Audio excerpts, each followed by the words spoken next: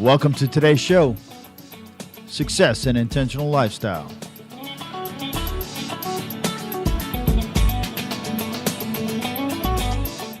I'm your host, Jeff Heiser, a motivator, a leader, and a communicator.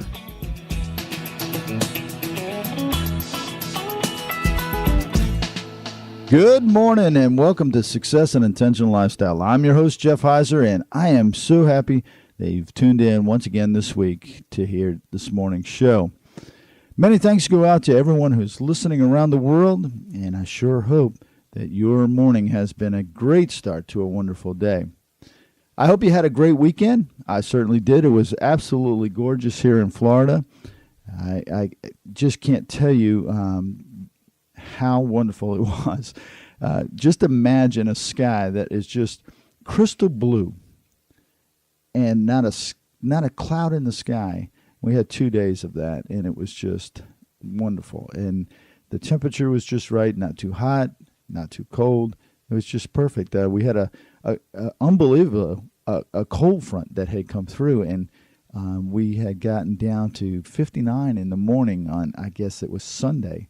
It was pretty chilly. I was at a soccer game on Saturday morning, and it was rather cold, actually, out there. But what a wonderful weekend. I sure hope yours was, too. You know, you can find out more about success and intentional lifestyle by visiting the Jeff Heiser Radio website at www.jeffheiserradio.com. That's www.jeffheiserradio.com, or by visiting facebook.com/Jeff Heiser Radio. Now, this morning, we're going to continue on with working on our mental toughness. And over the last 2 weeks, we talked about some things about what you can do to build mental toughness, what things that you need to have in your arsenal to be mentally tough. And the first week, we talked about motivation and what it means and how you get yourself motivated to get out there and get yourself in the game.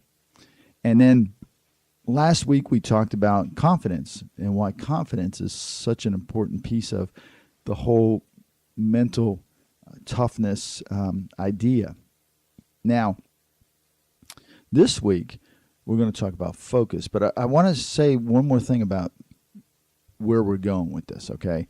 There's 5 items that I've identified as being the key ingredients to mental toughness: motivation, confidence, focus, and I'm going to leave the other 2 for you to tune in next week and the following week so that you know what's going on with mental toughness. And then we'll wrap it up and bring it all together into one solid piece that you understand that you need to have these things in order to be mentally tough.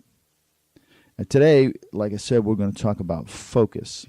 And, you know, growing up, I was often told to keep my eye on the prize. And I'm sure you've heard the same thing. I'm sure that people have said to you, keep your eye on the target, or keep your eye on the prize. I heard it from my parents. I heard it from my scoutmasters. I heard it from my coaches, from my teachers. While I was in the military, people would say it. And most definitely while I was in business, especially the last business that I was in, we had to really remain focused, or with our eye on the prize, what that prize was. And we wanted to be, number one. And we were for a long time, for almost 13 years. We were the number one at home, in the air experience for in-flight entertainment. But it wasn't until much later in my life, and especially the later part of my experience with my last company, did I really understand how important that this simple phrase, keep your eye on the prize, was to my success. See, life has lots of distractions. Lots of distractions. You just need to walk down a New York street, or actually any street, and you'll see how distracted people are. They don't even know that they're coming to a crosswalk because they're so distracted by their phone or by their iPad or the radio that they have blaring in their ears or whatever it is. And they'll walk right out, not even knowing if traffic is coming or not. That's distraction. That's a bad way to be, and you'll understand when we get to the end here why it is so important to be focused in what you do. As I matured and I began to pay closer attention to successful people, I began to realize that, successful people maintain an unrelenting focus on what matters, on what they're trying to achieve, regardless of the distractions that's going on around them. I mean, I've been around some successful people that you could tell them that, hey, somebody just drove off in your Beamer, and if they're on to making a deal, it just wouldn't matter. They would just, that's how focused they are. They're laser sharp on what was important or what is important to them at that time. I learned that they focused on their past successes rather than their failures, and they very rarely focused much on the future when it came to what if and what will happen with the market if I do all this different stuff, the what if things. They just didn't focus on that. They took a look at it, but they never really focused on it. See, that's an important thing to remember, because what that told me was they were focused on the present. I learned that successful people are keenly focused on the present and on the next steps that they need to take in order to realize their goals or their objectives of what they're trying to achieve, rather than wasting time on many of the distractions that life throws at them. Successful people have an ability to consistently, and I mean consistently, almost to a fault, be proactive in their pursuit of success, regardless of life's distractions. That means that's all they're after. That's all they are in tune with, is their pursuit of success, regardless of the distractions. To me, that could be good and bad. It's mostly good from what I see, because the distractions are what keep you from achieving your goals. And if you can keenly focus in on your pursuit of your success and get rid of the distractions, you'll be successful. That's why a lot of athletes that you see playing the game, whatever the game is. I just recently watched a series of baseball games, and the outfielder, it's like you couldn't hit a ball any place in that outfield where he wasn't like a laser on that ball, unless it was out of the park. Goes the same with pitchers. The batter gets up and he tries to intimidate the pitcher by making himself look bigger, by covering over the plate, by scooting in on the home plate, making himself real close, real big. And as long as that pitcher stays focused on what his job is, on the prize, he will do well. As soon as he lets the distractions of the game get to him is when he starts missing his pitches.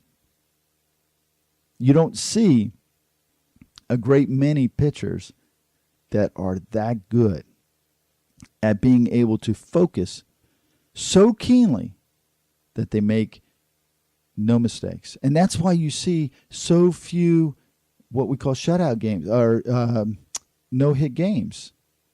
You might see 2 or 3 in a season. There's 100 and something games played by how many different teams? And you only get 3 or 4 no-hitters in a season? That's focus. He's able to focus on what his job is and put away the distractions that keep him from doing that job. Now, I asked this lately, especially the last two shows. I want you to, on a scale of 1 to 10, rank yourself where you think your ability to focus is. I certainly hope it's over 5. But be honest with yourself, because this is something that when you score yourself honestly, you get a really good picture on what you need to work on. So if you feel that you're very distracted and you're down in 2 or 3, you know that you have to work on getting rid of the distractions in your life so that you can better focus. Now, so that there's no mistake on what I'm talking about when it comes to focus. See, up to this point, I've been taking for granted that you understood what I was talking about being focused. And focus is your ability to stay homed in on what's important while blocking out everything else. It's your ability to stay homed in on what's important while blocking out everything else. To me, that seems like such an easy thing, but in reality, it really isn't, because there are so many distractions.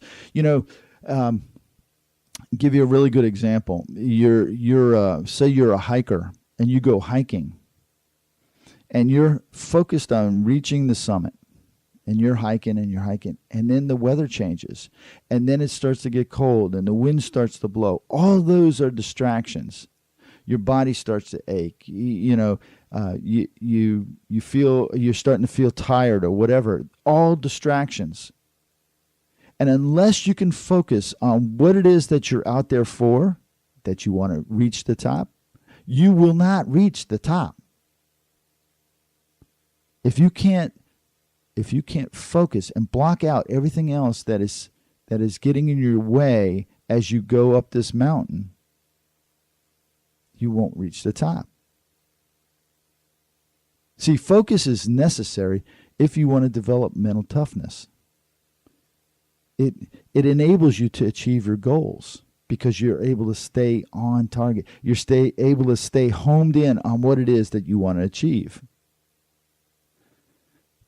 Just like the last two, motivation and confidence, it's one of the key elements of mental toughness that you have to master.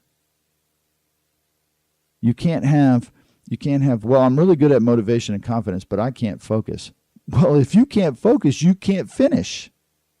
That's as simple as it gets. You can have all the confidence in the world that you're good at something, and you can have all of the motivation in the world to push you through being that good at something. But if you can't focus on what that something is, and you're just ate up with the distractions, you will not finish.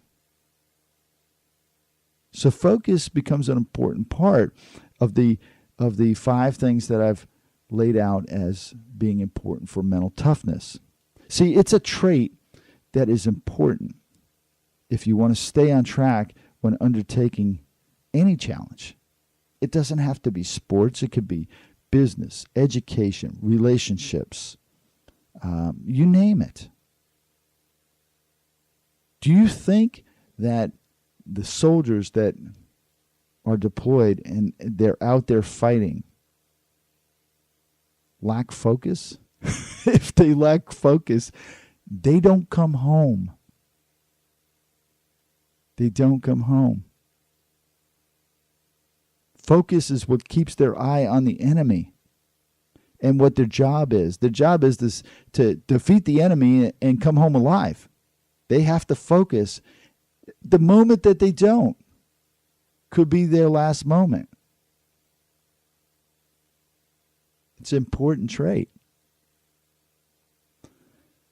When developing your mental toughness, remember that a great deal of what we're talking about right now, motivation, confidence, focus, it all comes down to your ability to establish these elements as effective personal habits, such as the motivation, the confidence, and focus. And one of the ways to improve your ability to focus is by setting your sights on achieving small victories. When I decided back in the 90s, I had gotten to be a pretty big boy. I'm already a pretty big guy. I'm like 6'1", and I'm normally when I was in high school I was 6'1" and 195.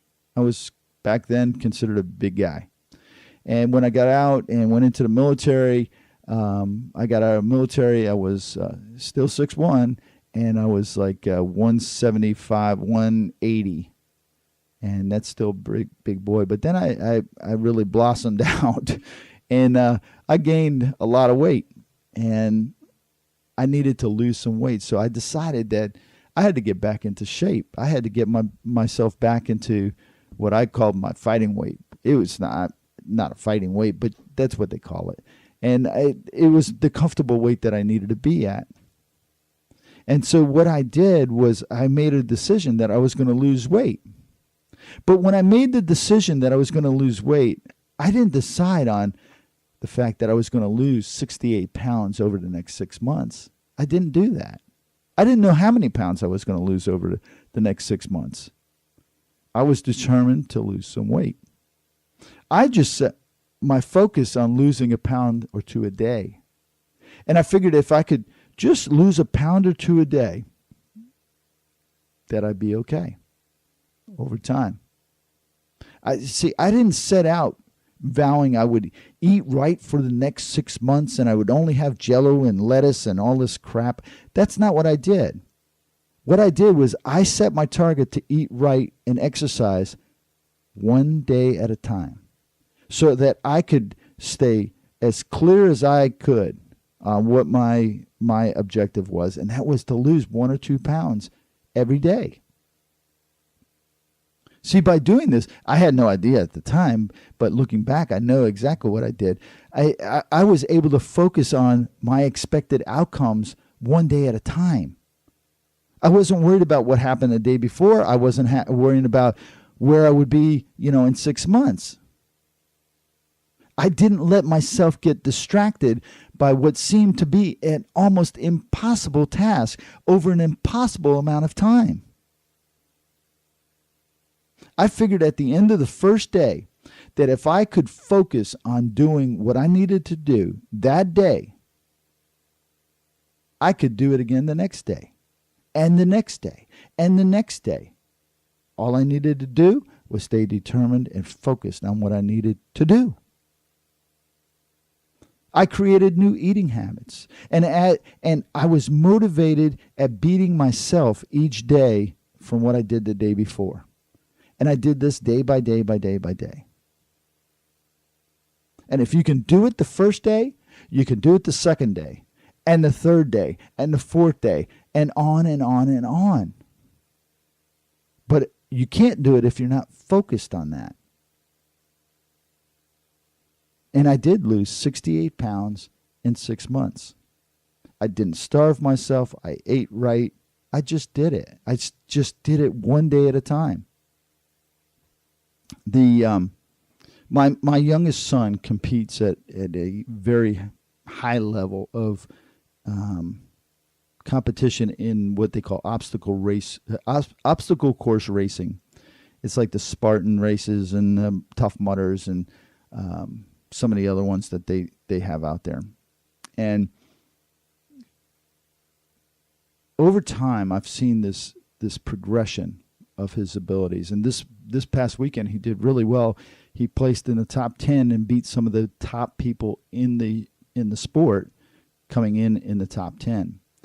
But I started thinking while I was doing this show, writing up this show, about how his progression has been. And I recall a conversation we had after his first race he ever did. And he was telling me about how difficult it was and all this. And I said to him, "Well, have you ever thought of just thinking about each obstacle as you come to it? Don't think of the whole course as being, a 13 or 17 mile course of these difficult obstacles. Just think of, you got to race from this obstacle to the next.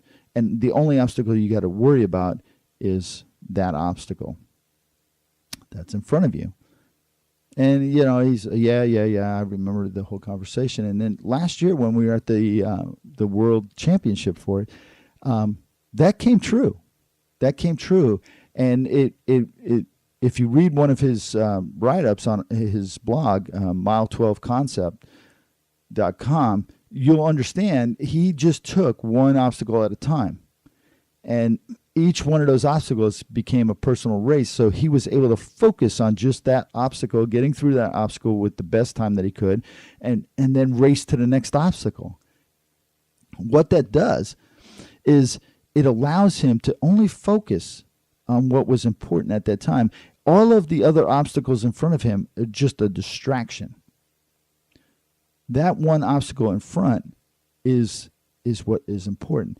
And come to find out, I think he even uses it now in his practice about with his patients about getting just through this and focusing on this piece of it, of your treatment, and then we'll worry about the next piece and the next piece as they come.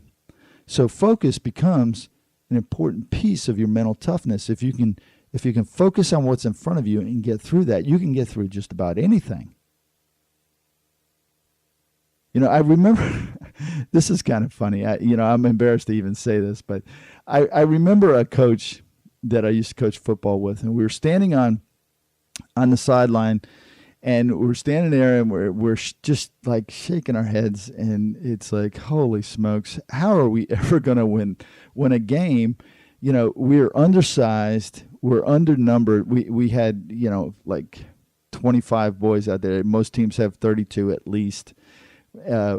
Undersized, understrength, underskilled, and you just go on and on and on. And I remember very vividly him turning to me and he says, "Jeff, how do you think you eat an elephant?" I looked at him and it's like, I started laughing. I said, "I don't know. I have no idea. Why are you even asking me this?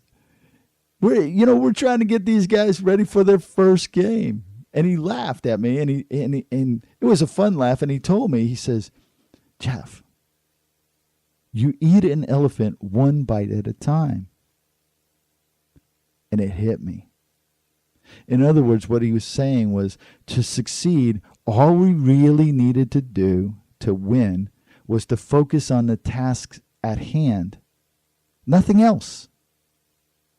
And over time, we would succeed. And over time, we did. Over time, we did win. And come to find out, over 4 years, we actually were in the state playoffs. Going from 0 wins first year to state playoffs in the 4th year. And how did we do it? How did the head coach do it? He stayed focused on what mattered. What mattered was the boys, the players, needed to learn how to win. We couldn't be distracted on the fact that most of the teams outweighed us, outplayed us, outskilled us, had far more boys than us. What we needed to do was enable our boys to know that they could win. And once they learned that, once they focused on that and they got their win, they kept on winning. All I attribute to focus. They put the distractions out. I'll tell you one of the distractions that happened to us, and this is an amazing thing for high school football.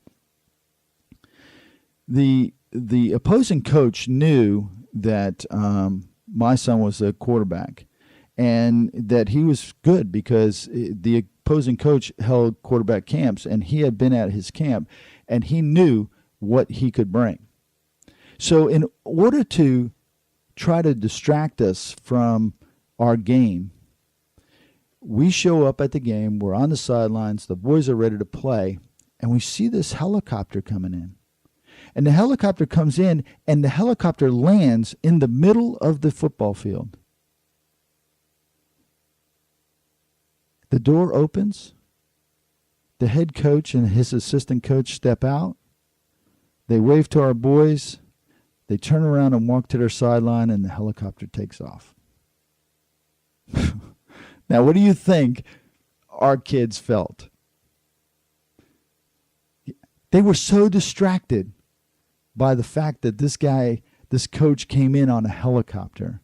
It was a difficult first half. But that second half, they realized that they were in the game. All they needed to do was focus on what mattered to win. And they did. And they did in a big way.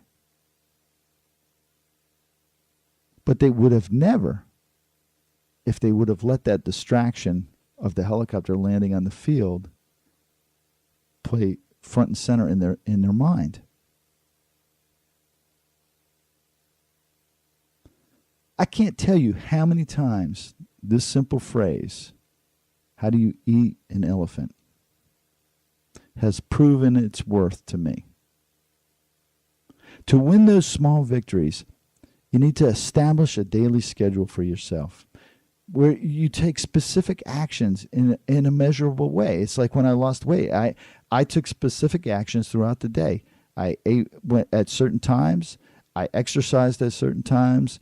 And I didn't do certain things at certain times.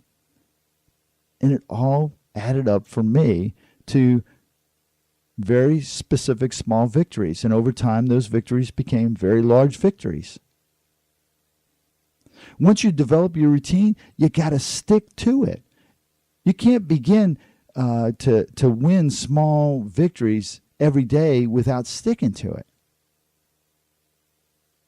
See, when you focus on your behavior, the results will come. They will follow. But you got to focus on what it is that you want in order for those results to come to you. Now, here's an easy way to remember what focus is and what you need to do to stay focused. Okay, so focus is spelled F-O-C-U-S. And so F is for find. You need to identify what you need to improve on to be successful. The O is for organize. You need to organize an action plan that helps you improve upon what you need or what you identified as needing to be improved upon. The C is for collect. Once you identify what it is that you need to improve upon, and once you get your action plan together, you need to research and collect the data that you need to move forward with your action plan. Like when I needed to research what foods I needed to eat and what foods I needed to stay away from. I already knew I was going to do certain things. I just needed to know what those certain things would be now. U is for understanding. You need to understand all of the variables and all of the potential risks involved in making your improvements. And this isn't for you to worry about or to distract you. This is so that you know what might come your way so that you can build into your action plan how you're going to mitigate these things along the way. How you're going to handle them. And S is for start. You need to execute your action plan as you've laid it out. The only way you focus is to start. Now, I do this show to ask the questions and present the ideas that help you improve your life. And like I said, and I've been saying for a long time now, those changes and improvements in your life will require a change in your thinking. And just like we discussed today, that change in thinking will come in as focus this time. And you need to be able to learn how to focus on what it is that's important to you and put out or block out all of the distractions that would keep you from achieving whatever it is that you're after. For many of us, that will require a change in our thinking. Now is the time to act. If you wait, it just gets harder and harder and harder. Now is the time to take on that hard work. If you want to lose weight, now is the time to decide that I'm going to do it one day at a time, one meal at a time, one exercise at a time, but I'm going to stay focused on it day in and day out, one day at a time. Now is the time for you to start taking the steps needed to change your life. But you can only take those steps if you're focused on taking those steps.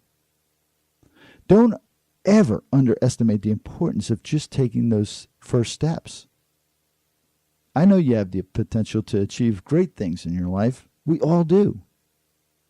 I truly believe in the greatness you have inside of you, just as I have inside of me, and your ability to achieve great things in your life.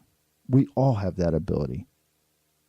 Thank you for joining me here this morning on Success and Intentional Lifestyle. I'm your host, Jeff Heiser, and I would like to invite you to please tune in again next Monday at 8 a.m. for another show of Success and Intentional Lifestyle right here on Talk Network Radio. Now, I would really greatly appreciate maybe a little feedback on what do you think about the shorter shows, and just drop something on Facebook or send me an email, and I would really like to hear from you on it. So stay safe, have a great week, and remember, nothing happens without you taking the first step.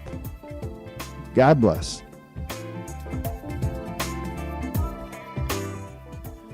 That's our show today. Remember, you have the power to live intentionally. I'm your host, Jeff Heiser, and I hope you will join me here again next week.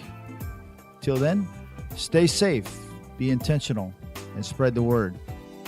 Success is an intentional lifestyle.